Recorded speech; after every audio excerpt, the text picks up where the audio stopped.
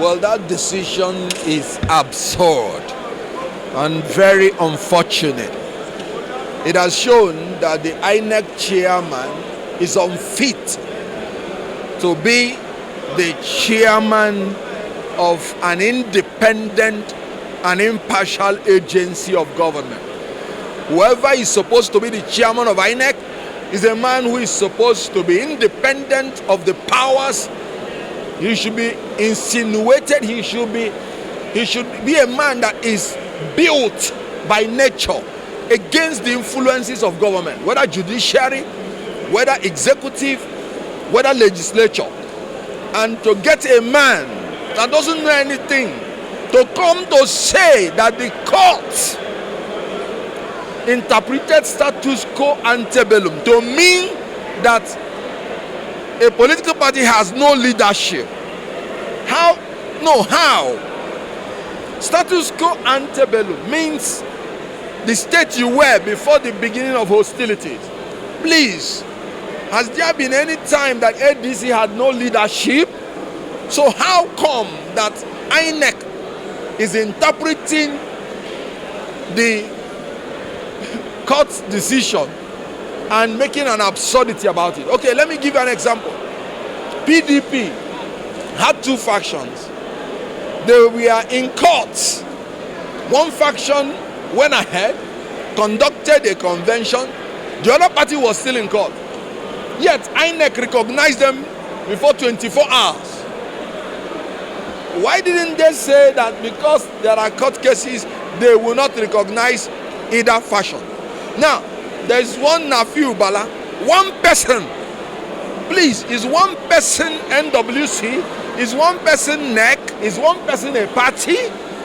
And then you're saying that a whole party is on one side and one person that has resigned by his own handwriting, and INEC accepted the resignation. What other process does a political party have to take when somebody has resigned out of his party? And yet INEC is placing that person one side.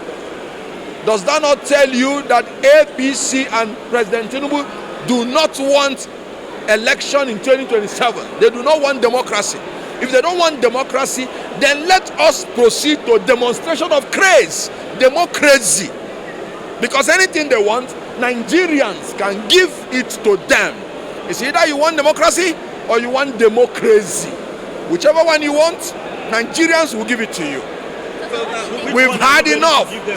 We've had enough. Which one are you ready to give? Whichever one they want. So what is the way forward? As regards the 2027 election for the INEC chairman, do you think Nigerians should not put their hope on INEC chairman giving? No, INEC chairman should go.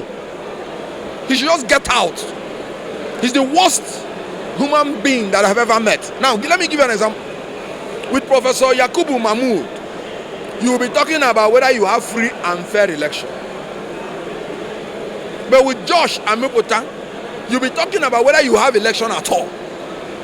So as terrible as Yakubu Mahmood is with technical glitch, with Josh Amupitan, you won't even have election at all. How can you come out and there is no opposition?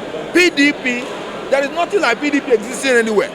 What you have is PDP-APC. PDP came out openly to be saying, on your mandate, Tinubu, we shall stand. So that's gone already, and they are not hiding it. And INEC recognized that faction that is saying, on your mandate, we shall stand. And then which other party again? ADC, just because they have seen that Atiku Abubakar, Kwakwanso, Peter Obi, the other three candidates in the 2023 presidential election are now together. So they understood what it meant. And now they use INEC. One Josh Amupitan, I always don't know the surname of people. Is it Amupitan or Amupitan or what? I don't understand. Restore ADC today, not tomorrow, because it may be too late. ADC is a political party. The courts have made it clear that the internal affairs of political party is not justiciable. The court has no right to issue an order that will affect the internal affairs of a political party. Now, 2, Nafiu Bala is not a member of ADC. He does not have the locus to even bring ADC to court. So the way forward is status quo ante bellum, which means David Mark and Raouf Ogbeni Aregbesola, they are the chairman and the secretary of ADC, and it should be restored today, not tomorrow, because they are running out of time. What if INEC fails to do what you request? Just watch us and watch where we're going, because like I said, we've had enough. Because if you say I am not going to participate in the election of 2027, and you say that all the democratic people cannot participate democratically, then you cannot stop them from participating undemocratically. You have to choose. It's either you are allowing democratic practice or you are allowing undemocratic practice. You can't choose both. Why we subscribe to democracy is to have a choice. So if you say we will not have a choice, then you don't have the choice to govern us. Because sovereignty belongs to the people, from which every government derives its power. So if you remove sovereignty from the people, you don't have the power to govern us. If you are alleging INEC and charging INEC chairman to Yes. be out of office, Yes. is it the fault of INEC or the courts? Yes, it's fault of INEC. There is no court that ever told you that you should remove David Mark or Aregbesola. Show me the order. Status quo ante bellum is the normal statement of court, meaning do not make any party to suffer any disadvantage before the ruling of the court. Has he not made us to suffer disadvantage?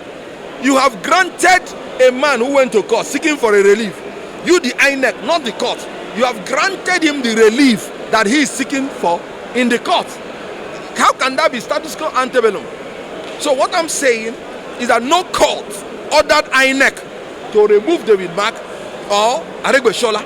So it was the decision by INEC, and INEC must do it now and reverse it.